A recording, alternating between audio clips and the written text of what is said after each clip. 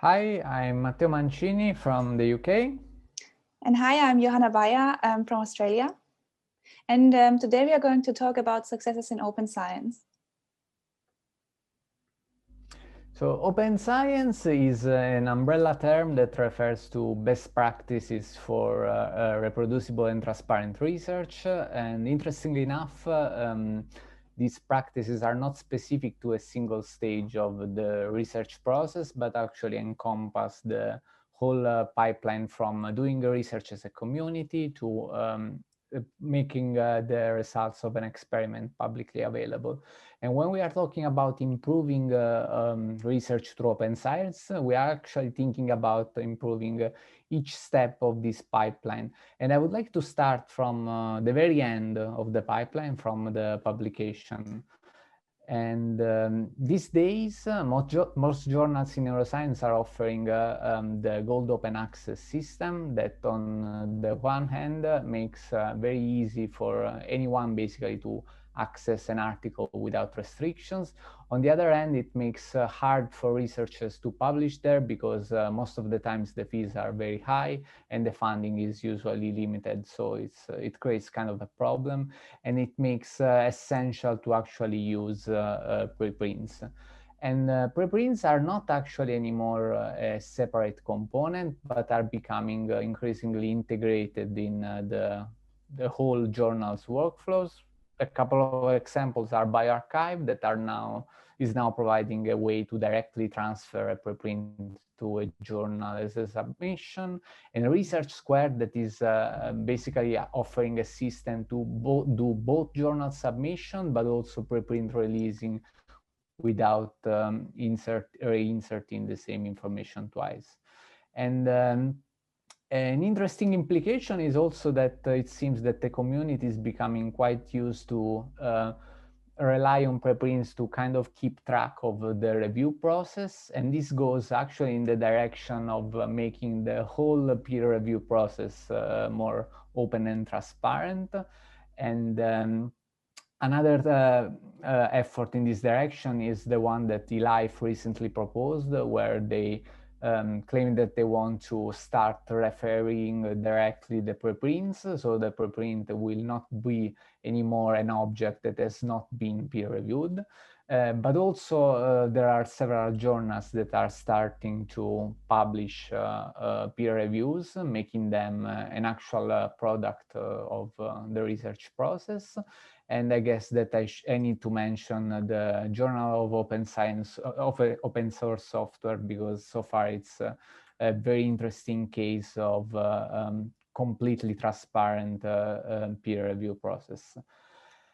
And there are systems that are kind of pushing towards even more extreme results, the use of transparent approaches, specifically register reports that are trying to kind of make in the design study an open step where there can be some collaborative effort, and this is specific for hypothesis-driven research, but it's still very interesting because it's a great way to foster accuracy and reproducibility. And actually, these days, we are not done with publication because there is one more element that historically was not part of the publication landscape, and that is data.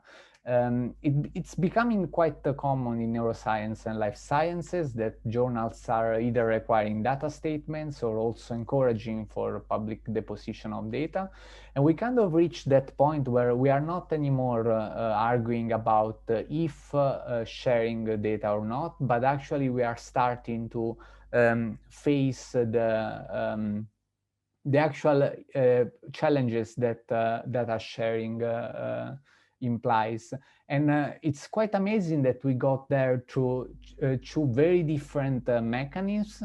And the first one is through top-down approaches where big consortia, or in any case, big groups start these projects where they release the large amount of data, and they either targeted well-sampled population or highly sampled individuals, and these are two kinds of approaches that are very different from each other and provide very different way to study the brain.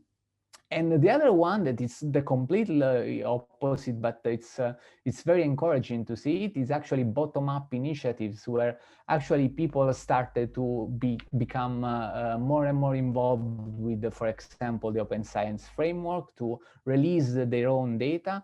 And a related point is that OpenNeuro, another public repo for anyone who wants to share data, recently basically celebrated the milestone of 500 publicly available datasets.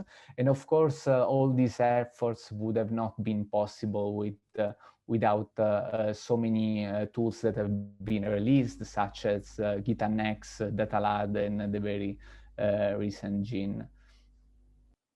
Okay, so I'm now going to talk about successes related to code and with sharing code, which is even a step further from sharing data. And here the buzzword is really computational reproducibility, which is the ability to repeat an analysis of a given data set and obtain sufficiently similar results. And a trend that has increased computational reproducibility is that GitHub, Bitbucket, and version control tools have found wide acceptance in the scientific community. These tools allow to work collaboratively on code, which in the end leads to better code, because you have to share your code and make it nice, and also more people have a look at the code.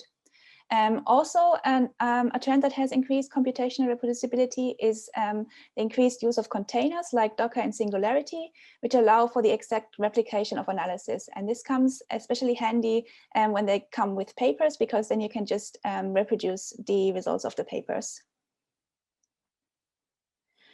Also, there has been a push from journals towards publishing code with data. So more and more journals have now statements requesting not only the data, but also a clarification on the availability of the code and software in their guide for authors. So for example, Nature asks for a statement declaring whether the programs underlying central results in a paper are available.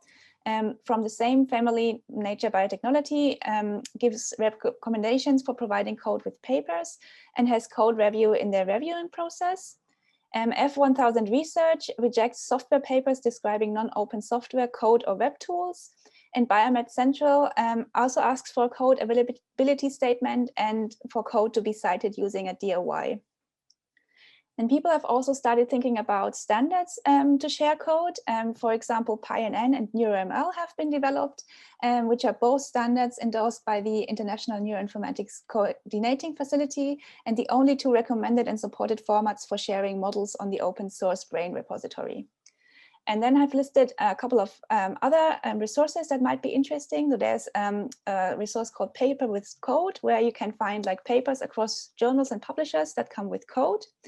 Then Binder, which allows you to quickly reproduce a computational environment using data and code shared online. And CodeOcean, which allows readers to directly interact with code by running it within a widget embedded within the article itself. Then I come to another success story, which is BrainHack. The word BrainHack is a combination of brain and hackathon, and BrainHacks are usually 2 to 5 day gatherings welcoming participants from all disciplines and with any level of experience, from those who have never written a line of code to software development and developers and expert neuroscientists. And the BrainHacks are not only very inclusive with respect to the skills level of attendees, but also in general. And there will be another session on inclusivity and open science later as part of this symposium. The first BrainHack was held in 2012 by the Neuro Bureau in Leipzig, Germany. But as you can see on this little map on the right-hand side, there have been many local and global events since then. And last year's BrainHack was fully virtual, as well as this year's BrainHack. And this means that everybody from all over the world can join. So then I want to show you a bit of the anatomy of a BrainHack. You see that on the left-hand side, BrainHacks are a bit structured like an onion. So we have in the middle kind of the core elements: hacking, education, and unconference, and then like layers of ideas and concepts that are also really relevant. So hacking in this kind of setting refers to working collaboratively on a project. Education is also called the train tracks, which are short sessions or tutorials where attendees can acquire skills that they need for the brain hack itself, or also skills that are more useful generally in neuroscience research, for example, using MATLAB or BITS. And then we have on conferences, which are short sessions where people or attendees can talk about topics of their interest. This can be anything that has come up during the brain hack, but also about their own research. And then we have like the layers that are kind of wrapped around these core elements, which are building and bridging communities, a focus on reproducibility, open science and collaborative coding, learning by doing, and a project-oriented approach, which is mostly integrated through the hacking part of the brain hack. Then on the right-hand side, you see an example of a single event, like how it could look like, the structure. This is a 3-day event. So you see at day 1, everything starts with the project pitches. Then attendees choose a project of their choice. And they can hack and work on this project or attend the train track and educational sessions. And usually at the end of the day, there's an on-conference. And then at the end of the last day, there's kind of a wrap up and a discussion about the project and also presentation of results. Then I have listed a couple of example projects of the brain hack, also to show you that the example project of a brain hack does not exist because it is quite diverse and many topics have been covered. So there's, for example, Brainbox, and Brainbox has been developed at a hackathon in 2016 and enables real-time collaborative segmentation of any MR image accessible online. Then we have NIRES, which is a Python package for processing high-resolution neuroimaging data, and NIRES has since also been developed in a brain hack in 2016 and has since then been developed into a toolbox and a full Python package and is continuously maintained to this day. Then Braindr, which is basically the neuroscience equivalent of Tinder, but you're not looking for the perfect partner, but for the perfect brain image. So Braindr allows anyone who goes to the website to swipe left or right on brain images to indicate whether they are clean or corrupted. And the idea is like to use people from the community for quality control for massive data sets. And then open brain consent, I've listed this one because it did not include a single line of code. So also people who are new to coding are very welcome at the brain hack. So with open brain consent, the idea was to develop a consent form template for the collection and sharing of human neuroimaging data, which can then be used in ethic approvals procedures to ensure that the collected data are shareable while participants' privacy is protected. Yeah, and if you're now interested or would like to know more about brain hacks, I would recommend the latest paper of the community, which is called Brain Hack, Developing a Culture of Open, Inclusive, Community-Driven Neuroscience. And this paper comes with an online extension, a Jupyter Notebook. This Jupyter Notebook contains all the content of the paper, but also more, for example, a glossary of important terms in different languages. And the Jupyter Notebook is continuously maintained and updated, so it's worth checking every once in a while for updates. And then I have 2 more resources. The first one is a paper on brain hack that has already been published in 2016. And the second one is the brainhack.org website, where you can find basically listed any brain hack that has happened so far and also links to repositories. And like, yeah, in the end, I would thank everyone and mostly the community for making all this happen. Thank you for watching this. Hi, my name is Catherine Bottenhorn, and I am a PhD candidate at Florida International University. Today, I am joined by Melvin, Selim, Atay, who is a PhD candidate at Middle East Technical University, and we're going to talk about addressing inclusivity in open science. There are many definitions of open science, and while I don't generally enjoy starting talks with definitions, I think orienting people to exactly what we mean by some of these terms that we consider obvious or commonplace can be very helpful in furthering inclusivity. Open science is transparent and accessible knowledge that is shared and developed through collaborative networks. This definition comes from a systematic review that looked across the open science literature and formed a unifying definition. It's pretty broad, but if you notice, it doesn't seem specific to science or to research. This definition of open science and open scholarship provides a little bit more detail and actually folds open science into a broader umbrella of open scholarship. It comes from a talk by Kirsty Whitaker at OHBM in 2019. And this notion is not an all-inclusive, one-size-fits-all model, but instead incorporates lots of individual components that we will discuss in this talk. In addition to the open science activities that create things like open access publications, open data sets, and open source code or software, openness can include accessible educational materials, diversity, equity, and inclusion, and community science. Openness in general can mean more than standing up to paywalls and sharing our data and code. It could, and in our opinion should, include an openness of community and knowledge in more broader terms. In the interest of improving research and scholarship, we should all have an eye towards broadening the community of individuals committed to open science, which will not only help grow access to research publication tools and data, it will improve the research that we do. The way we see it, the goals of open science are to democratize access and to promote good research practices. To this end, there isn't a single silver bullet that makes science open. Instead, it takes a multitude of efforts in many different areas to achieve openness. And when you take it a step further and ask the question, open to whom, it becomes clear that some of these efforts need to be sociocultural.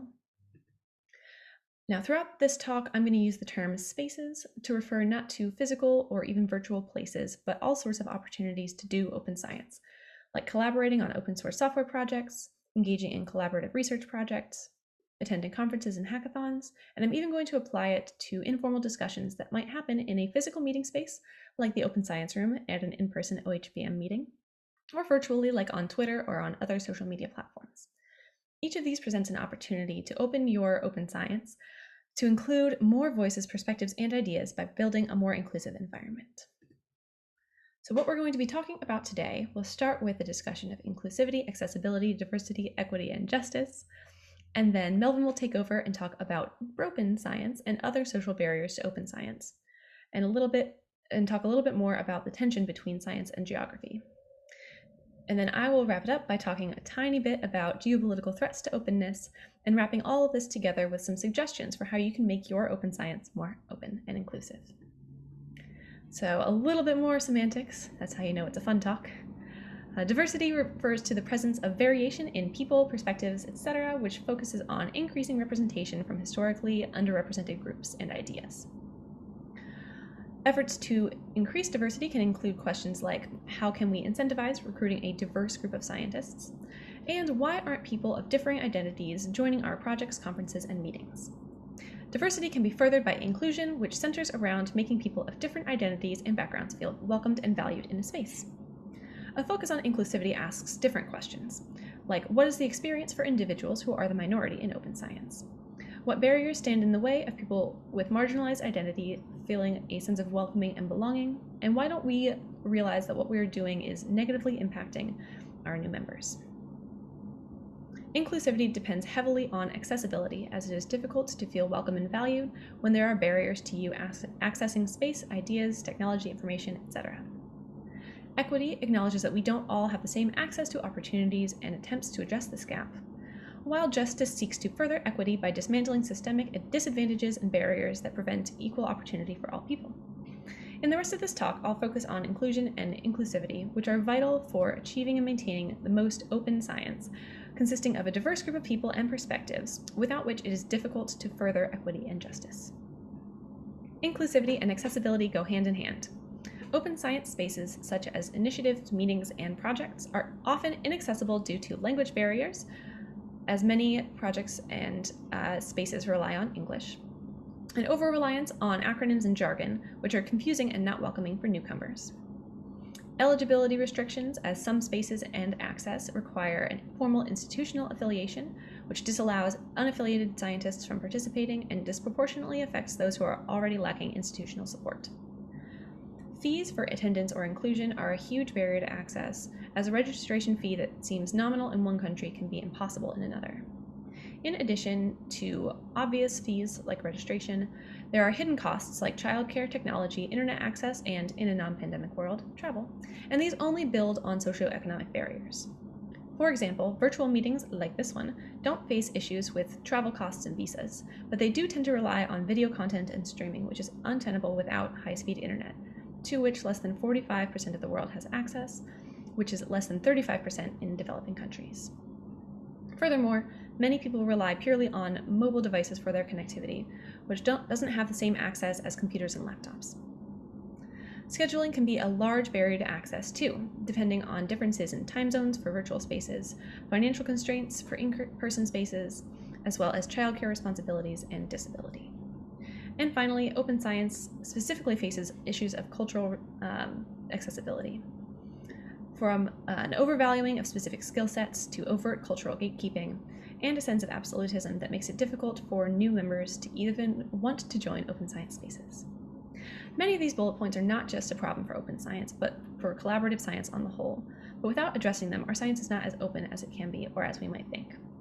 For a discussion of some of these barriers, you can find Cass Gould-Van Praag's talk from last year's OHBM, and slides from Kirsty Whitaker's talk at OHBM in 2019, linked at the end of the talk.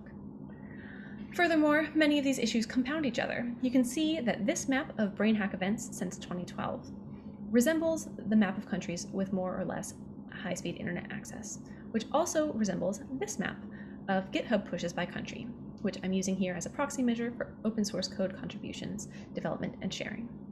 And later, Melvin will share a few more maps that make it clear just how far this problem goes. While these maps are not determinant of global open science efforts, they do highlight some open science gaps to be bridged between communities and difficulties in doing so. And for a more thorough discussion of inclusivity and accessibility in virtual conferences, you can check out a recent preprint by Levitas and Gould-Van Praag and colleagues, also linked at the end.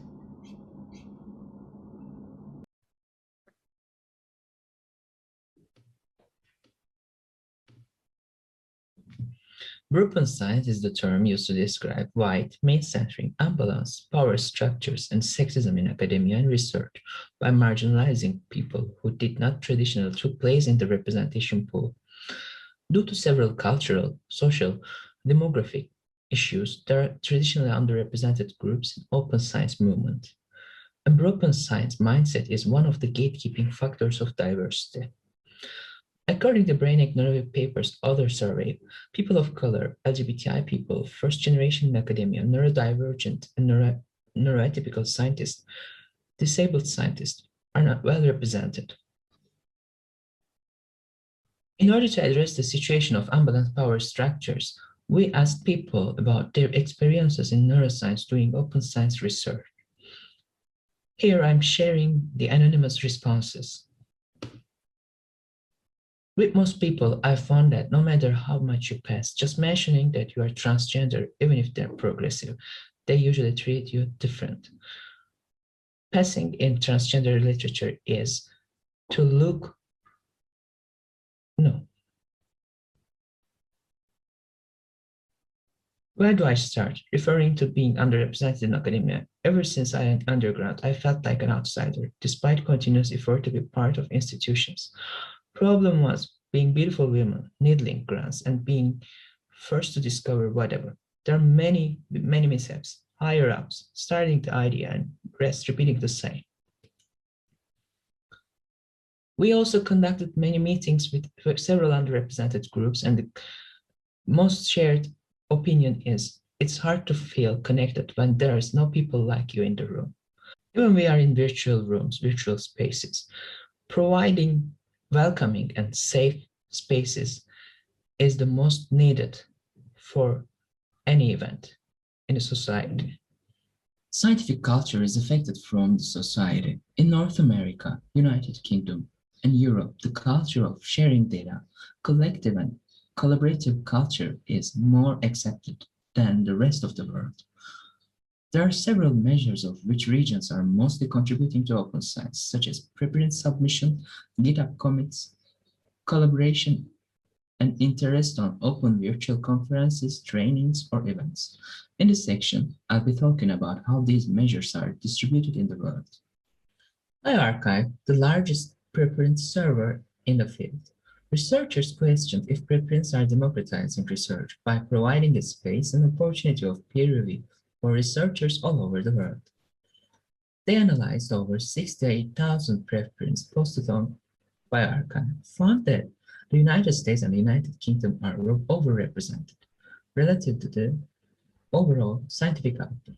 while other countries, including China, Russia, and Turkey, show lower levels of bioarchive adoption, and the rest is falling behind. In another research conducted on submissions of top medical journals, authors found significant disparities of citation count according to the country of submission. Within the top 4 medical journals, studies from different areas of the world are not equally cited. This may indicate that studies from some countries face greater difficulties in being published. Therefore, papers from these countries must be of higher quality to be published. In a focused research on Africa throughout last 2 decades, authors showed that neuroscience research is in the rise and indicated that collaboration and support from developed countries and collaboration within Africa should be facilitated. It is indicated that research funding should be used for open hardware, necessary equipment in order to produce better quality of research. In addition, that open science practices, open data sharing, open code sharing, pre-registration, preprint, and open peer reviewing would clearly enhance the opportunities for researchers in the continent. GitHub pushes may not be the only way of indicating open code sharing, but it's relatively representing the mainstream code sharing practices as seen here, mostly Middle East, Africa, South America, are the regions that are in need of open code and program sharing approaches. The global pandemic changed the traditional ways of communication, collaboration, and research. In this paper, researchers analyzed a pattern of collaboration between countries during the stages of pandemic last year, COVID-19 research. The pattern of increase is not limited to only COVID-19 research. It increased virtual collaborations in neuroscience as well. As part of this change, many conferences, events went virtual. Brainic and OHBM Brainic also organized online virtually, allowing participants from all over the world last year. In first virtual Brainic, 500 participants hacked together on proposed project. Accessibility of the event also considered, according to the platforms that are available to the region. Almost every event either went virtual or cancelled. This map shows unique visitor count of open online conference series of worldwide org on neuroscience. By March 2020, a conference series called NeuroMatch Conferences organized. The map above is demonstrating the stats from the first conference. Last summer, NeuroMatch Academy Summer School organized. It was the first and biggest virtual summer school on neuroscience. The open efforts of this organization is continuing to create awareness on neuroscience research worldwide and bringing different communities together. Lastly, I want to remind that there are several resources to reach out to researchers from different demographic backgrounds. It's highly encouraged to approach these databases in order to enhance diversity of the organizations.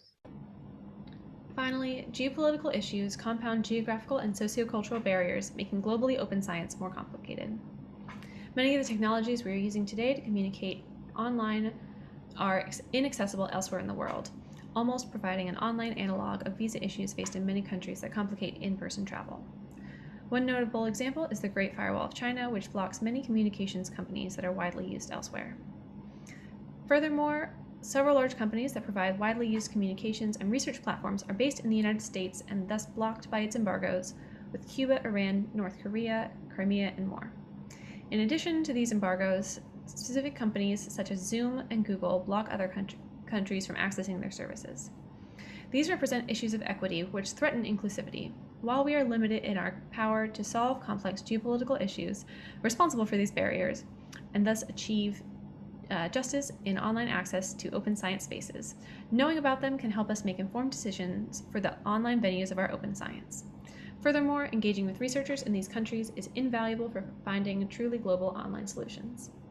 So where do we go from here? Here are some practical suggestions for increasing sociocultural inclusivity. First, use inclusive language across your open science spaces. Increase accessibility with friendly websites, flyers, or relevant online materials, since they serve as your open science space's first point of contact for many potential newcomers. Enforce the use of captioning for video calls and recorded audiovisual materials. Promote and normalize asking for and displaying pronouns, including space for neopronoun usage. Have a clear code of conduct and reporting mechanisms for your space. and select online platforms while being mindful of their accessibility in different countries and regions. Inclusivity is a process with multiple steps and requiring consistent effort. This graphic comes from the aforementioned preprint by Levitas, Goldvan Prague, and colleagues, which focuses on centering inclusivity in the design of online conferences, but which contains helpful advice for all sorts of open science spaces, from hackathons to open source development team meetings to collaborative projects, etc. Not all advice applies to all sorts of open science spaces, of course. This provides a good starting point for considering how to make your space more accessible and inclusive. First, remove barriers to access. Consider economic, geographical, and geopolitical restrictions when deciding on time and place, either virtual or in person, of your open science spaces. And don't forget the hidden costs. Consider adapting your content to local audiences with translations and subtitles. Enable participation across participant identities. Create a welcoming space with information to orient new participants using inclusive language, a code of conduct, and an eye on safety and privacy. Provide diverse opportunities for participants to be visible, sharing their perspectives, research, and building their networks. And embrace open leadership. A larger, more diverse group of volunteers and leaders will help build more inclusive and equitable spaces in the future. It's hard to know what to expect as far as the barriers that other communities face to joining open science spaces if you don't listen and have those voices included in your planning. Building inclusive and accessible spaces is the gift that keeps on giving, as having more voices and perspectives in a space helps you reach and include more people who bring their knowledge, expertise, ideas, and perspectives. If you're interested in reading more about the resources mentioned throughout this talk, you can find many direct links here and throughout the slides, which are further available online. Thanks so much for your attention. If you'd like to find these slides, you can find them at the link here with this DOI. Thanks so much. Hello and welcome to our part of the symposium. I'm Sofie and next to me is Atay, and we will present sociocultural challenges in open science and how to overcome them. So open science is the answer to a lot of problems science is currently facing, and we actually believe that science should be in fact open science and that both are in fact the same. So the reproducibility crisis showed that science is also humans because there are mistakes made, and we should also control the science that we're doing and check up what the results that we do, like whether they're replicable or actually sound, and what the processes is that bring us to the results that we have. And open science is the key to improve science for the better, because it's a collective effort and a collaboration, and it also is a different way of looking at how to pursue science, and different from how it's been done traditionally, just a single isolated person or group being somewhere without internet, just creating results, and then in the end it only matters what the outcome is and not the process that led to the results. So today we will speak more about social and cultural roadblocks than the technical ones, which is obviously a very important point, which is why we are highlighting it here, but we will not speak about it today. So the talk will be about challenging beliefs, the institutional challenges, and the structural challenges. And now over to Atay, who will tell us a little bit about what open science really is and what are these different facets where the challenges may lay. So open science is really multidimensional. People often just think about it as all about maybe, which language you program in, Python versus MATLAB or something like that. But it's much more than that. And it's much more than just sharing your data. It's also what does peer review look like? It's about how are you actually publishing and who has access to the things that are being published. And in all of these different dimensions that open science exists on, it faces a variety of challenges. Here are some of the challenges that people face when going through any of these different dimensions of open science. Sofie, can you hit the next slide? Thanks. So the first thing that I wanted to talk about was what kind of challenging beliefs people have that is preventing open science from becoming more widespread. And probably the most important one, or one of the most important ones, is that there's a belief among people who aren't really interested in open science that the replication crisis is not widespread and not that bad. It seemingly more and more as we sort of peer into this in more detail, that the replication crisis is actually pretty severe and probably affects all areas of science, not just psychology, neuroscience, especially in biomedical research, perhaps worst of all. There's also lack of clarity about what the benefits of open science is and why it's important to addressing some of the issues in the replication crisis.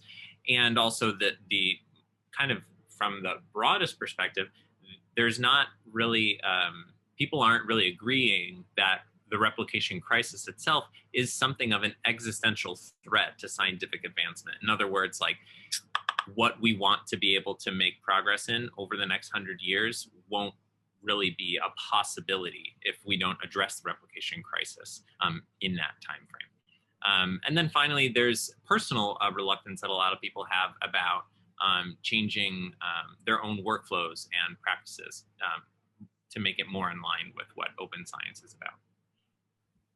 So how to address these issues?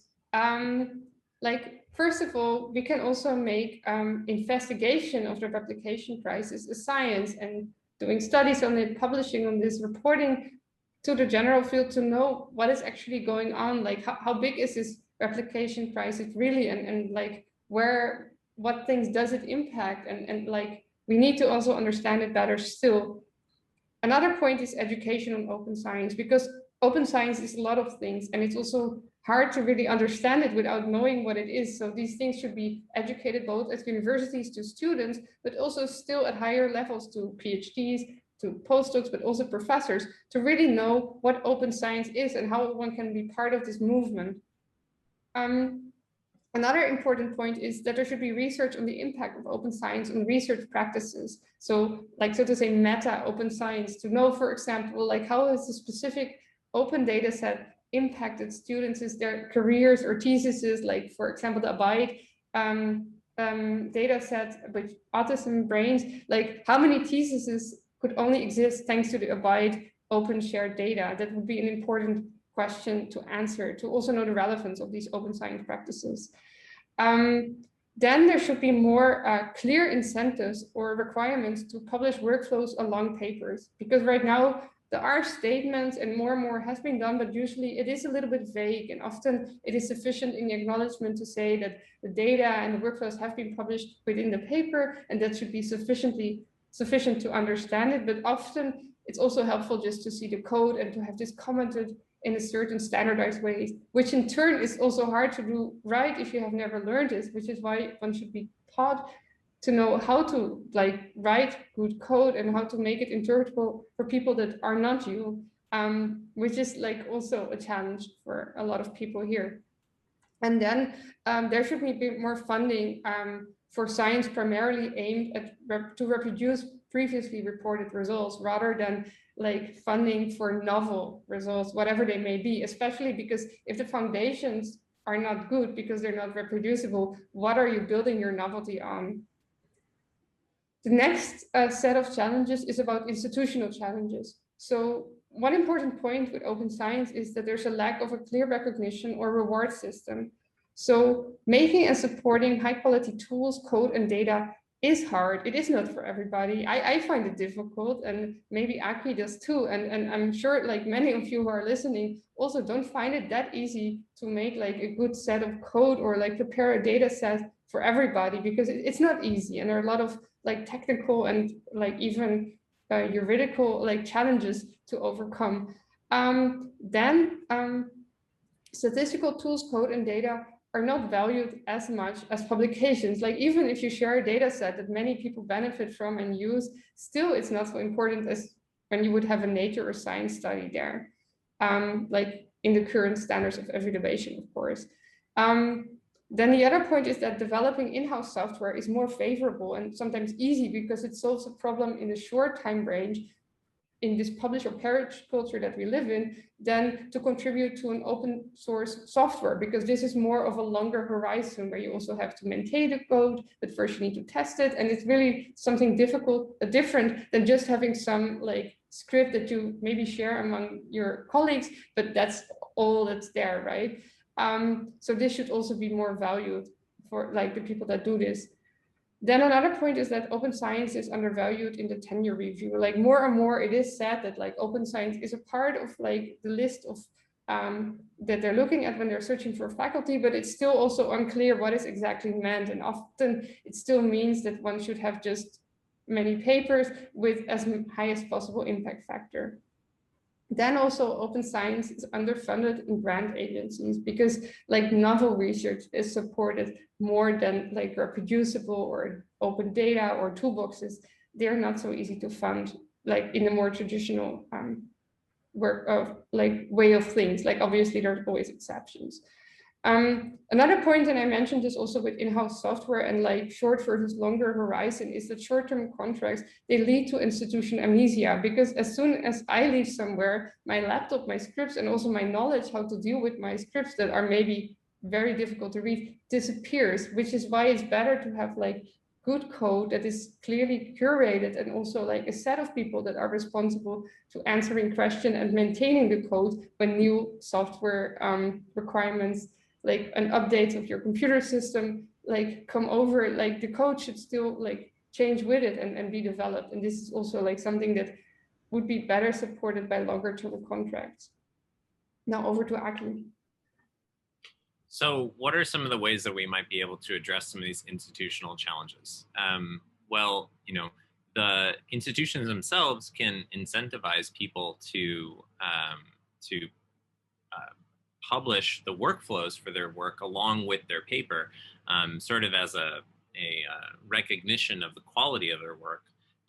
It's a, you know, if you are publishing the workflow of your work along with your paper, that is a big statement about how confident you are in your work and how high quality your work is.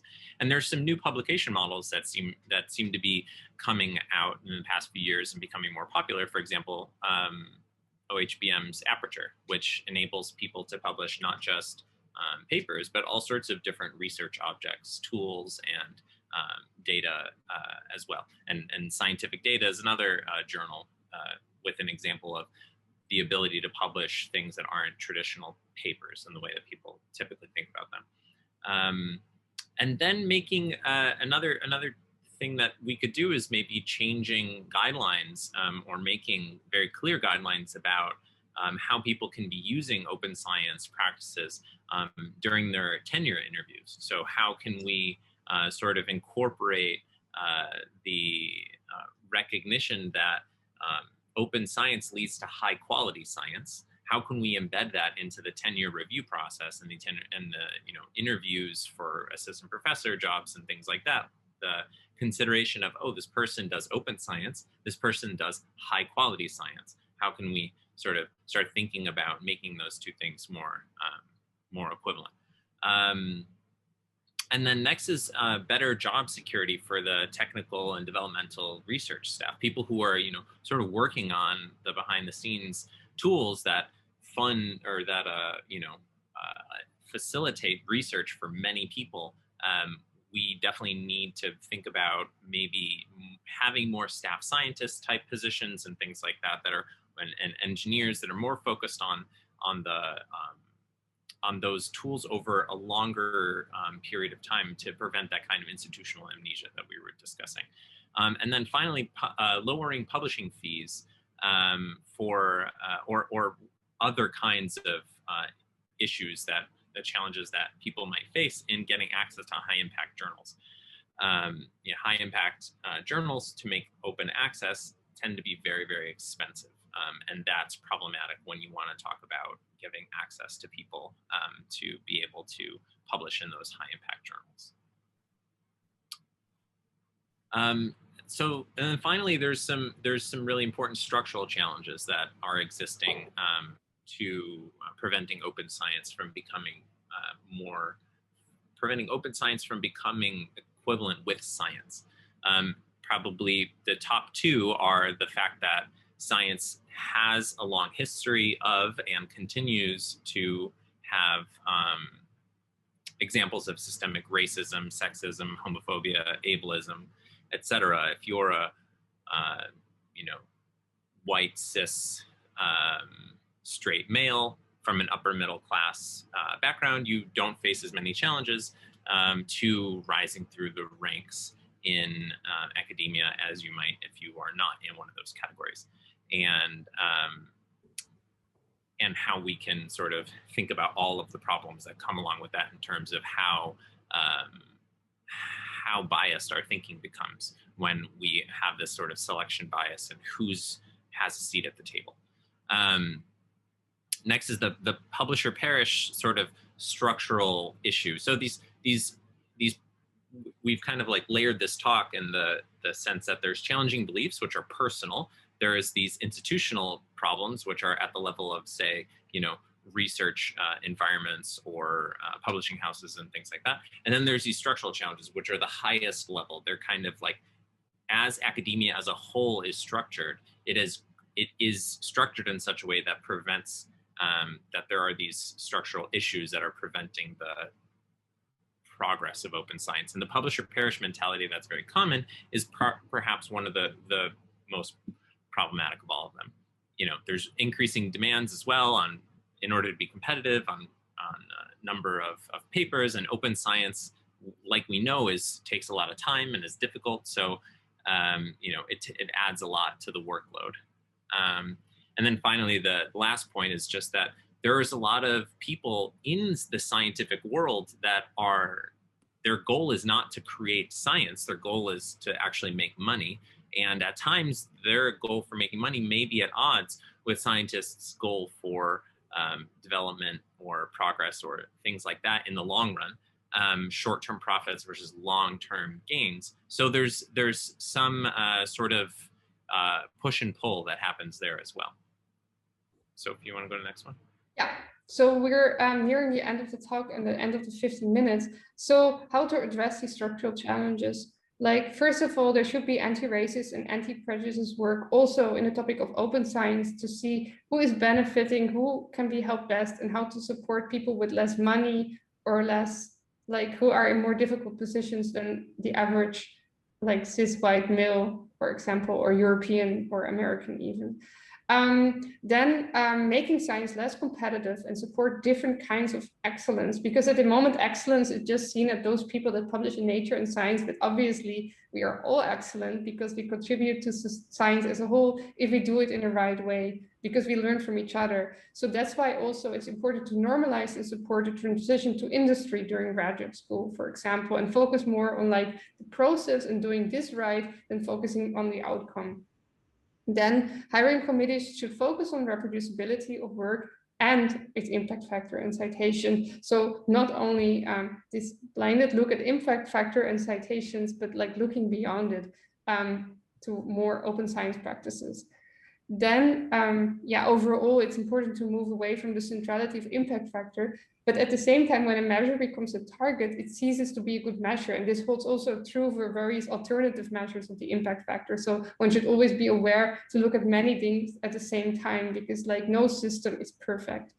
Then it would also be great if like there would be a funding reform that supports different kinds of open science practices rather than like preferentially novel research, or like appreciates the novelty in doing a reproducibility study. Then the take home is for Aki. So as we've discussed, open science faces a range of challenges, structural, institutional, and people's own beliefs. And the current system that exists is not really optimized for open science practices. And we need reform on many levels that are in our own minds, at the institutions that we belong to, and as science as a whole, in order to actually benefit people who practice open science rather than penalizing them. So with that, we want to acknowledge like you for your attention, and I hope you found it interesting. In general, the OHBM for like making this online conference possible and the platform where we can speak now. Then in particular, our great colleagues at the Open Science Special Interest Group. You can learn more from them by visiting the website or following us on Twitter. And then in general, our labs, our collaborators, and also our funding. And with this, thank you and have a nice day. Thanks. Bye. Bye.